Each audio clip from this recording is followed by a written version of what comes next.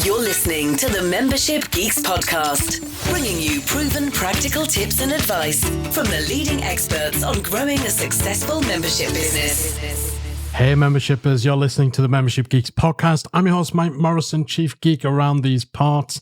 And today's episode is not only the final little venture into the vaults from the last 450 plus episodes of the Membership Geeks podcast, but it's also a very, very important topic that's very close to my heart. It's about how you can reduce stress and strain when running your membership business. You know, so much of what people talk about when it comes to memberships are the upsides, the fantastic things that they can do for you, the freedom, the fulfillment, the flexibility that they can create, particularly in comparison to other approaches to business that usually involve trading time for money.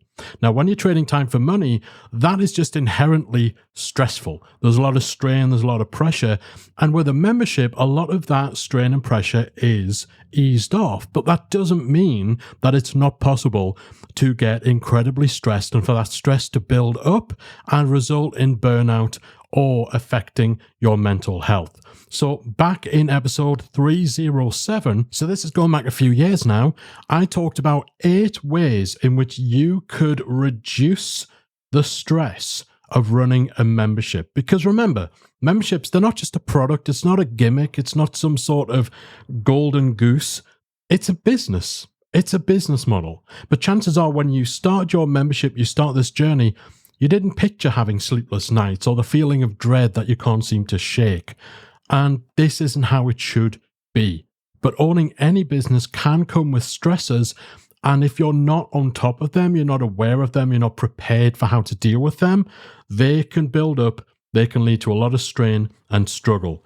I'm here to help you reduce your stress levels and learn to love your life as a membership site owner. So if you've been feeling the strain, then this little venture into our vaults is a one that is perfect for you. Now, if you've not been catching up on the last few weeks' episodes, this is something we do a couple of times a year with the Membership Geeks podcast. We dip into the archives, we pull out some hand-picked episodes that I feel are important to bring back to your attention, to refresh your memory on, or to expose you to some of the insights, ideas, inspirations that you might have missed if you've not been listening for a while, or if you maybe listened when this episode first came out a few years ago, but maybe things were different in your business. Perhaps you weren't stressed then and things have changed over the years. So without any further ado, we're going to dive back into the vault, into the archives of the Membership Geeks podcast to talk about ways in which you can reduce the stress that can occur when running a membership business. Here we go. First tip. You need to be realistic in your expectations. This is something that can be difficult in the online business space because you don't need to go too far in order to find some influencer, some internet marketing guru who's bragging about their big bank balance, their recent successful launch, how amazing their house is, their car is. They're showcasing all these trappings of their own success. And so it can be very, very easy to fall foul of a disease called comparisonitis, where you judge yourself to not be able to live up to what other people are achieving. And so you set unfair pressure on yourself to reach where those people are at. You associate success with all the trappings of someone else's success. You judge yourself on that. But you might be in a very, very different place right now to where the people you're comparing yourself are at in their career, in their journey. Quite often, all you're seeing when you look at other people's successes, you're seeing the headline, you're seeing perhaps year 10 of a 10-year journey. You're not seeing what it was like when they were at the same place that you are. And even if you compare yourself to someone who has been around just the same amount of time as you, who is directly comparable, it doesn't matter. You shouldn't be judging yourself against other people's expectations of success. And you certainly shouldn't allow comparing yourself to others to get you into a place where you're setting unrealistic expectations for yourself. Now, if you are starting out a new membership and you've got 100 people on your email list and you're quite new in this space, you've never really taken any steps to build some sort of online presence or anything like that, then you can't expect to launch a membership and have 10,000 members join. It just doesn't add up. You've got to look at the context. You've got to look at what you're working with. You've got to look at what's realistic. You might think that a launch of a membership site is only successful if you get 10,000 people through the door because half of the people you follow on Instagram or Twitter or whatever, that's what they're doing. And therefore, that's the benchmark, right? That's a realistic expectation. But you need to look inwards. You need to be more realistic and recognize that this is a long game. It's a marathon, not a sprint. Memberships are all about the long game. That's tip number 2. Tip number 1, be realistic in your expectations in terms of how fast you're going to grow, in terms of, how many members you're going to get relative to what are the pieces of the machine you've got, how many email subscribers you've got, how much traffic comes to your website. Like, you've got to be realistic and make sure you're not judging yourself based on what you're seeing other people do. And so that's tip 1, be realistic in your expectations. Be fair on yourself. Don't put pressure on yourself to, skyrocket your business to 8 figures from literally square one within a few months. It's not going to happen, and it doesn't need to happen, because for tip 2, memberships are a long game. They're all about the long term. It's not a race. It's not a mad dash to become as successful as possible within the next 2 or 3 months. And then, okay, you're there. You just need to stay there. Memberships are built one member at a time. It's incremental. This is the tortoise versus the hare. With a membership, you're the tortoise. You're building for the long term. You're building brick by brick by brick by brick. It's all about that consistent, steady growth rather than that huge moonshot.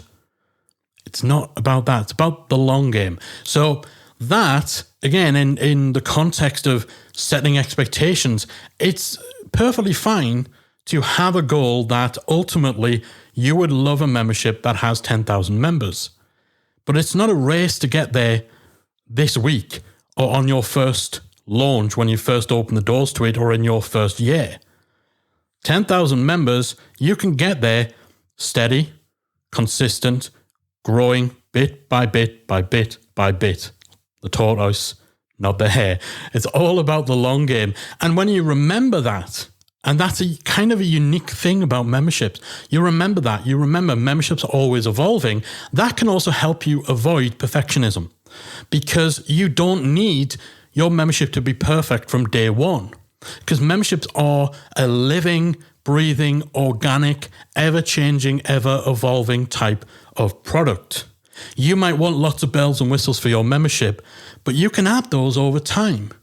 And actually, the fact that, unlike with a course, unlike with a book, unlike with other types of products where you have to essentially create the definitive finished article before you can sell it, with memberships, that's not the case. The membership you launch today and the membership you'll be running in 2 or 3 years' time are totally different, because member feedback will guide changes that you make. You'll have new ideas come up. You'll realize certain things don't work quite as well. You'll tweak, you'll adapt, you'll redesign, you'll reconfigure. That's the great thing about memberships. You're not creating a finished product. You're starting a journey, and you have the time, you have the freedom, you have the flexibility to adapt, to change, and to evolve over time. And so it's redundant to attempt to get everything absolutely perfect from day one, because even if you get everything perfect or what you think is perfection on day one, that picture of perfection will have changed 12 months in, because you'll have data to work with, you'll have member feedback to work with. When you embrace that, when you realize that, that can take so much pressure off. Because even if you're the world's biggest perfectionist, you kind of have to accept that you are never going to get to a perfect state with the membership. And so why even try? Why try? You don't have to finish the membership. You don't have to create what the membership's going to look like 5 years, 6 years, 10 years down the line from day one. It grows, it evolves, it adapts. It's all about the long game. So keep that in mind, both for perfectionism, avoiding perfectionism as you start the beginning of your membership journey, but also for remembering, yes, you can have big, hairy, audacious, ambitious goals. Yes, you can have this picture of what you feel will be that pinnacle, that peak of success for you with your membership. But you don't need to get there right now. Memberships are the long game. It's about building. It's about growing, sustainable, slower than with other types of online products particularly. But, it's a marathon, not a sprint. You're the tortoise, not the hare. Tip 3 for reducing stress in your membership. Make sure you always give yourself breathing room with deadlines. Again, there shouldn't be too many things within your membership for which there is a deadline. We're not dealing with clients who have projects that they need to get completed by this date in order for other things in their business to be able to kick on. You get to control the time frame for anything that you do. So you might have deadlines for when you wanted to get a course released into your membership, or when you wanted a certain feature added, or even when you want to launch your membership for the very first time. The great thing, as we said with memberships, is you get to set your own terms. You get to run your business your way. And that applies to timeframes, timescales. So don't overpressure yourself with being too stuck in the mud. If you've decided, right, I want to launch in March, and then something happens, or maybe you underestimated the work you needed to do, or maybe a global pandemic breaks out. It's okay to move these deadlines around, but also when setting those deadlines for yourself, almost account for the possibility that you might need to move things around. Give yourself more time than you think you're going to need. Give yourself that breathing room, because if you're rushing, if you're racing, if you're pressuring yourself to hit some arbitrary deadline where you're the one who set it, you're the one who set it, and then you're pressuring yourself, you're the one who can change it, you're not going to do your best work. And if you don't do your best work, you're not going to be happy with it. Your members won't be happy with it. It's going to add the pressure to you. You're going to feel rushed to correct things, and you'll possibly make it worse. And all of this gets caused by arbitrary deadlines. Totally arbitrary. Like, very rarely will there be something where you absolutely must 100% launch your membership this date, release this content on this date. You can give yourself the breathing room. You're in control. You set the pace. You set the terms. So don't punish yourself by painting yourself into a corner in terms of the time you allow to get certain things done. So tip 3, always give yourself breathing room with deadlines. Tip 4, again, it's that word, realistic. Be realistic with your content strategy. First of all, remember, people don't join membership sites for stuff. Right? They don't join because you release the most content or you have the biggest library. And so that's the first thing to keep in mind when you're trying to decide what you're going to actually deliver to your members. Are you going to do live Q&As, guest webinars? Are you going to release workshops, downloadables, tutorials? When you're trying to figure that out, just keep in mind that it's not just about giving people stuff for the sake of having something to give them. Right? Less is often more. And in fact, giving people too much content too often will lead to them getting overwhelmed, which means they're less likely to actually consume the content. They're definitely less likely to implement. So they're less likely to get results. Therefore, they're less likely to stick around. So it doesn't work in your favor to go over the top in terms of your content strategy when it comes to how often you're adding new things, how many new things you're adding, and so on. But even if you want to add a bunch of stuff in your membership regularly, you want to be realistic about your capacity to actually deliver that. Are you equipped to run a workshop every 2 weeks? Are you equipped to run a Q&A every week? Do you have enough demand for that, first of all, but do you have the time? If you already know going in, this is going to be difficult to sustain, then you don't have to put something out every week. You don't have to give people all that stuff because, again, as I said before, less is often more. And so you could be doing yourself and your members a favor if you ease back on how much you're giving them week to week, month to month in your membership. But also, you definitely don't want to start dropping the ball. You don't want to overcommit. You don't want to promise people, hey, join our membership. We're going to have a brand new 5-hour course every single week. Because, that would be nuts to do anyway. But say, if you promise that and then it's just not sustainable, you can't live up to it, then you're going to fail to meet expectations. You're going to have unhappy members who are rightfully expecting a certain amount of content from you, and then you're just not delivering. But you could avoid that by simply choosing to not promise as much. If all you want to do, if your content strategy is simply going to be, we've got this signature course, we've got this great library, we're not going to add any new training content, we're going to do one Q&A a month. You might feel that's not too much. You might feel you're not giving enough. But as long as you tell people this is what you get, then as long as you deliver, you are giving enough. You set the expectation and then you meet it. If it's clear on your sales page that that's what you get, no one's going to join and complain that that's all they get, because they knew what they were getting going in, right? And so that's why we say be realistic with your content strategy in terms of just having that real come to Jesus, real honest assessment about your capability, your capacity, the resources you have to be able to deliver the amount of content, the frequency of content that you might want to give to your membership. And remember, if you don't want to do as much, if you can't do as much, don't do as much. Just make sure you're not over-promising. Make sure you're making it clear, this is what you get inside our membership. And as long as you live up to that, then you can assume if someone's joined your membership knowing, okay, we're going to do one workshop a quarter and a Q&A every month. If they've joined up knowing that's the case, they're not going to be sitting there thinking, man, when are they going to, release some new content? They're not going to be questioning or feeling like they're not getting what they're paying for because they knew what they were getting going in. Does that make sense? So tip number 4 for avoiding stress with your membership, be realistic about your content strategy. Don't overcommit. Don't overextend yourself, because if you burn out, if you get in that content treadmill, for a start, it's probably not good for members anyway if you're giving them too much.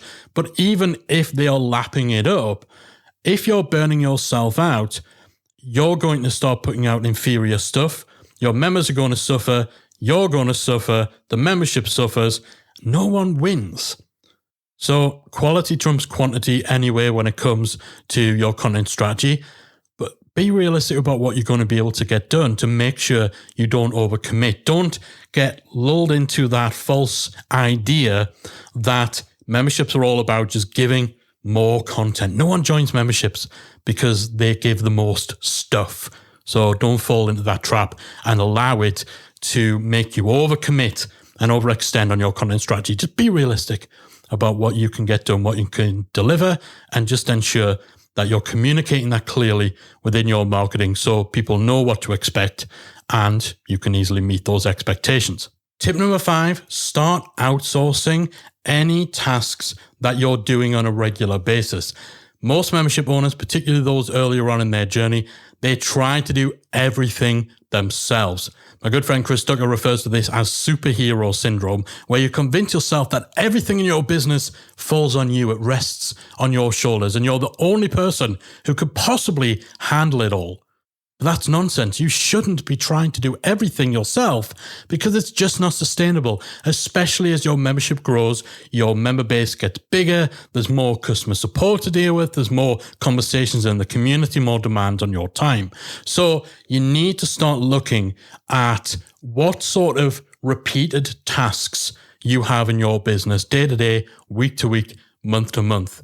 And start looking at whether you can outsource some of those tasks. Some of the stuff that you'll be doing is almost beneath your station, right? And that's not to downplay certain types of work. It's certainly not to say, admin work is beneath you, it's below you.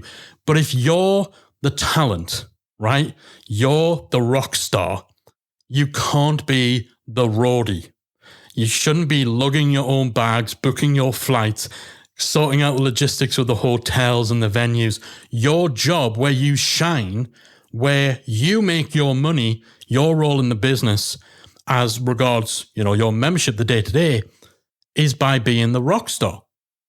You can't be the roadie. And so you need to start assembling a team, and you can start with those repeated admin tasks or the certain tech tasks or even specialist stuff that could take someone who knows their stuff, like a designer, a video editor, podcast editor, someone who is a specialist in that area might be able to do something in a quarter of the time it takes you to do it. And so it's not even just about outsourcing, lower level stuff. It's also about outsourcing the stuff that you've got no business doing anyway, because it's just not your wheelhouse. If you do this, not only is it going to free up your time, but it also means a higher portion of your time is spent doing the stuff you're best at. It's spent doing the stuff you love. It's spent doing the stuff that was the very reason, the very thing that spurred you to start this membership in the first place. So if you listen to episode 186, so you can go to themembershipguys.com/186 or check out the show notes for this episode at themembershipguys.com/308, then we've got an episode all about the specific types of tasks. We've got 6 types of tasks that you should outsource to make your membership more manageable. Make sure you start doing that. It's going to take so much off your shoulders because you cannot carry your membership business alone. And the great thing is, if you free this stuff up, not only is it going to enable you to better do the stuff that the rock star does, it also means you can start being the CEO. Right? The founder, the visionary, the leader within your business. You can start thinking bigger picture rather than getting stuck in the trenches of just grinding out stuff day to day. And again, that's going to mean you've got bigger vision, bigger clarity over where the business is going, a bigger oversight of, the success that you're seeing and all that sort of stuff. And that can make things a lot more enjoyable and a lot less stressful. Tip 6 for reducing stress: you need to put your blinders on and run your own race. So the whole thing with horse racing, this is kind of common anecdotal stuff. I know nothing about horses or horse racing. Occasionally I'll watch the Grand National, which is a big steeplechase thing here in the UK. I know nothing about horse racing, so I look forward to getting corrected on social media about this. But if you see horses in a race, they have those little blinders, those little things next to their eyes, right? The reason, apparently, that they wear those blinders is to stop them being distracted by other horses in the race coming into their peripheral vision, because if they get distracted, they might be startled, it might knock them off course, and that obviously can cause a massive problem. As a membership owner, you need to be like that racehorse. You need those blinders on so you don't get distracted by what other people in your space are doing. I mentioned comparisonitis earlier on. Comparisonitis is a killer. It's the leading cause of stress. You need those blinders on. Just focus on what you're doing. It's one thing to have your finger on the pulse of your industry, to have a general level of awareness, but what so many people do is they get obsessed, they get wrapped up in what other people are doing. But of course, all you're seeing is the surface level. You're not seeing what's going on behind the scenes. And so you might look at, a competitor in your space and think, oh man, why have they got it all figured out and I find it so hard? Why are they achieving this and I'm not there yet? But that's just a fallacy. It's a dangerous, dangerous path to go down. You need to avoid comparisonitis at all costs because it can be such a distracting factor. And even if you manage to grind on through it and still get what you need to get done in the day, it can just add that extra weight to you and that extra distraction, that extra shiny object to constantly force you to take your eye off your path. And that can be disastrous in the long term. And if nothing else, it just makes things less enjoyable, more stressful, causes anxiety. So try as hard as you possibly can to get those blinders on, run your own race, and ignore what your competitors are doing. Tip 7 for busting stress: set clear boundaries and stick to them. What I'm talking about here relates to things like how members can access you, how you communicate with members, how you deal with customer support queries, when you're available in the community, kind of rules for your live Q&As.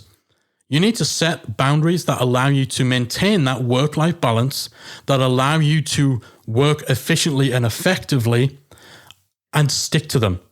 Stick to your guns. Even if that means putting someone's nose out of joint, even if it means replying to someone who's decided to send a Facebook message to your personal Facebook profile telling you they're having problems logging in, rather than use the very clear customer support link on your login page. Even if it means telling that person, hey, you need to let us know via this place so that our team can get on it. You might not feel comfortable doing that, but you must protect those boundaries. Make sure people adhere to them. And don't be afraid to lose members who refuse to stick to those boundaries. Those boundaries are going to save your sanity. Those boundaries are going to eliminate or certainly reduce your stress. So if you only answer customer support emails during office hours, don't answer them outside of office hours. Make sure it's clear. So you want to make sure you're clearly communicating these boundaries. Don't just expect your members to, intuitively know what they are. But if you've made it clear what your boundaries are, if you make it clear that the place to ask certain types of questions is in this section of the community, or that on your live Q&A calls, there's certain topics that you don't cover. So for us in Membership Academy, we don't talk about tech on our Q&A calls, simply because of all the types of things we can help people with and all the ways in which we help people in our community. The live Q&A calls where Callie and I are literally sat on camera looking directly into a camera, it's the least practical way for us to help you with technical questions. Because usually if we're answering technical questions, we need to share links, we need to share code, we need to share shots, none of which we can do while we're staring down a camera on a live Q&A, right? So we have the house rule. We'll answer any questions about your membership, but not tech. If you've got a tech question, post it in the community and we'll get in there, our team will get in there and we'll help you there, because that's the best way to do it. That's just an example of a boundary. It's a house rule. It's a way of doing things that enables us to do our work best, that puts us in a better position to give you what you need quickest. And you just have to adhere to this. Make sure it's communicated clearly and stick to it. If you don't want to answer customer emails on a weekend, don't. Just make sure people know that that's the case. If you're taking time away from your membership and that means that, you're not going to be available from this day to that day, clearly communicate it and then don't allow those boundaries to be challenged. Stick to your guns. Don't be afraid to do that, because it will make it easier for you to do your job and it'll enable you to be more efficient and more effective in the way that you serve your members on the whole. And therefore, if you have one or two people who, you make it very clear, you need to ask questions in the community and they keep tweeting you or they keep sending you private messages or they email your personal email, if they're just not playing by the rules of the game, if they're not respecting and adhering to the clear boundaries, the clear house rules, essentially, that all your other members are respecting, then it's okay to shut that down and make sure that you're reinforcing those boundaries. So set the boundaries. Don't be scared to stick to them. And if you have someone who point blank refuses to play by your rules, to work on your terms, then guess what? It's okay if that member throws their toys out the pram and leaves, because you don't want them as a member anyway. It's not fair to your other members to have people who are acting in a way that means your boundaries aren't being stuck to. That means you're not doing your best work. You're not showing up in your best way. So set boundaries and stick to them. That is a big, big key to reducing the stress in your membership. And then my final tip is to keep everything in context. Now, as membership owners, as business owners, sometimes we can have a tendency to, overinflate our perception of how important what we do is. Now, before you, is he saying that what I do isn't important? I'm not saying that. Of course, we all do important work. We make real change in the world. Our members love what we do. I don't want to downplay or undermine what we're doing, but for most of us, this isn't life and death, right? You're teaching someone to play the drums. You're not, teaching them how to feed the world. And I would hope if you're listening to this podcast, you're one of the smart cookies who listens to the show. If you've got a drumming membership, you're laughing at that. You're not taking offense. If you're taking offense, I mean, seriously, you need to listen to this advice. But, we're not dealing with life and death situations here. We have to keep things in context. And so often I come across membership owners, and we fall foul of this sometimes ourselves, where you almost have this anxiety or fear of simple things like needing to reschedule a live call or telling members, okay, this great new workshop is going to be added into the library next week. And then something happens and then you fret about having to announce, okay, that thing that was meant to be here next week, it's actually going to be 2 weeks later. Like, so many people get anxiety over that because they think that people will be up in arms about it. They're worried about the reaction to changing a feature, delaying something, rescheduling something, not replying to something fast enough. So it's really important that we take a moment or two, anytime that we feel that stress over situations like this, to just take a breath and put things in context. And remember, this isn't life or death. No one's life is going to be ruined if you have to move your live Q&A call from a Tuesday to a Wednesday. No one's business is going to implode if the workshop that was supposed to be done live this week is pushed back to next week. This is not life or death. We all love to think that we're changing the world. We all love to think that every single member is hanging on absolutely everything that we do and that we're the most important thing in their world, in their lives. So often, it's just not the case as much as we desire it to be. And so no one's going to go crazy if you need to reschedule things. No one's going to go crazy if you need to delay something, if you need to change a feature. And if they do, just like the members who were kicking off about you not, replying to their Facebook messages, you don't want those people. You don't want someone who's going to flip their lid and, put all this pressure on you about a decision to reschedule something by a day or two. Like, that's unhealthy for them to have that level of dependence on you when, again, it's very unlikely what you're doing is genuinely make or break, genuinely life or death. Nothing serious, nothing major is going to happen if you decide that you're just not going to check into your community on the weekend. If someone's not willing to wait for an answer, do you want them as a member? If someone's going to give you grief because you're not doing a live Q&A call this week, do you really want them as a member? It's okay to not want people in your membership who make things stressful for you. And again, we're kind of using these mythical members who, are going to kick back against stuff like this as the counterpoint. 99.9% of the times, you're not going to get people who kick up a fuss, and that's the whole point.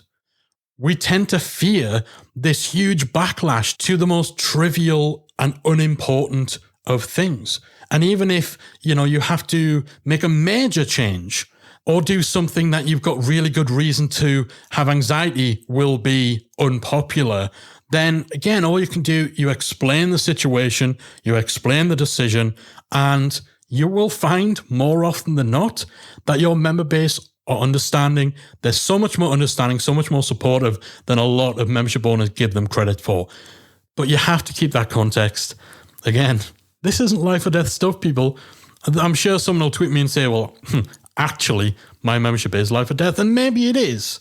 But even then, you'll still find people are more supportive, understanding, or, frankly, aren't so heavily invested that they're going to lose their minds at your, Q&A starting at 6 p.m. instead of 5 p.m. Like, don't sweat this kind of thing. So 8 tips to reduce that stress in your membership business. Tip 1, be realistic in the expectations you make of yourself. Don't base your expectations on what other people are doing. Don't fall victim to comparisonitis. And again, make sure that if you're setting goals for yourself, you're actually looking at what are you working with? Is this a realistic goal based on the traffic I have, the leads I have, the resources I have? Setting unrealistic expectations and then beating yourself up for not hitting them is just defeating. Tip 2, remember this is a long game. You are the tortoise, you are not the hare. You don't need to, become an overnight success. There's that cliche of overnight success 10 years in the making. That's the story for most successful business people. Most successful business people don't get there overnight. It just sometimes looks like they do because you're seeing chapter 10 of their story when you're just on chapter 1 and you're fretting that you're not there yet. Remember, it's a long game. Memberships are all about that marathon. It's not a sprint. Tip 3, always give yourself breathing room with deadlines. Try to avoid deadlines in general. If you're not working with clients are usually the one who set deadlines. It's usually outside forces that set deadlines. But even when it comes to setting dates for which you want to launch a membership or milestones in adding a big new feature or redesign, give yourself breathing room because, you can. You're the boss. You're running things on your terms.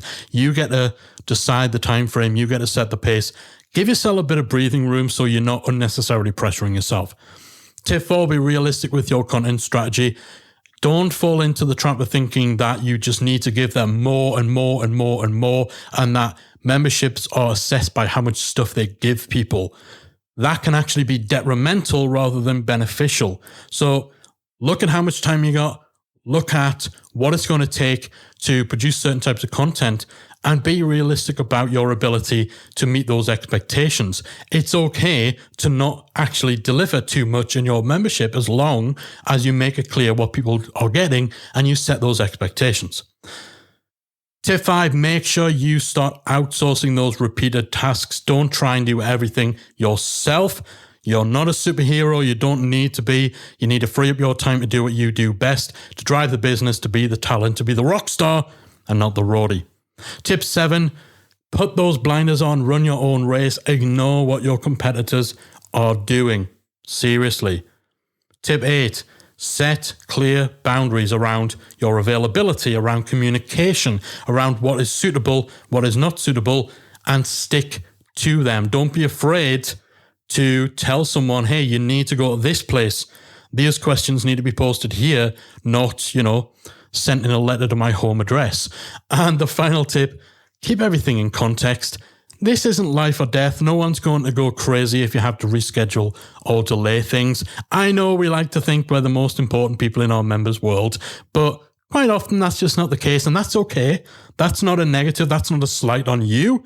But we just need to keep things in context so we don't overestimate how bad the backlash is going to be to a trivial change or a decision that you're worried about making. Again, not life or death. Most people won't notice. A lot of people won't care. No one's going to lose their mind. And the ones that do, you probably don't want them as members anyway. All right, I hope that this little venture into the vault has given you some fresh perspective on some of the things that could be contributing to you feeling a little stressed, a little burned out, feeling like things are getting on top of you when it comes to your membership business. It can happen to the best of us. It's not a sign that you're failing or doing anything wrong. It's just something that can occur in any business, and memberships aren't a special category where stress cannot occur, or where if you're feeling stress, you're feeling the strain, you're feeling anything less than 100%, it's in somehow an indicator you're doing things wrong. No, it's an indicator that you're human. And I do hope that the advice that we're being able to bring back to your attention in this little trip into the archives is comforting to know that it's not just you if you are feeling this, or at least kind of gives you some, again, new perspective, some new ways of thinking about things, some tips, some techniques on how you can start mitigating stress within your own membership business.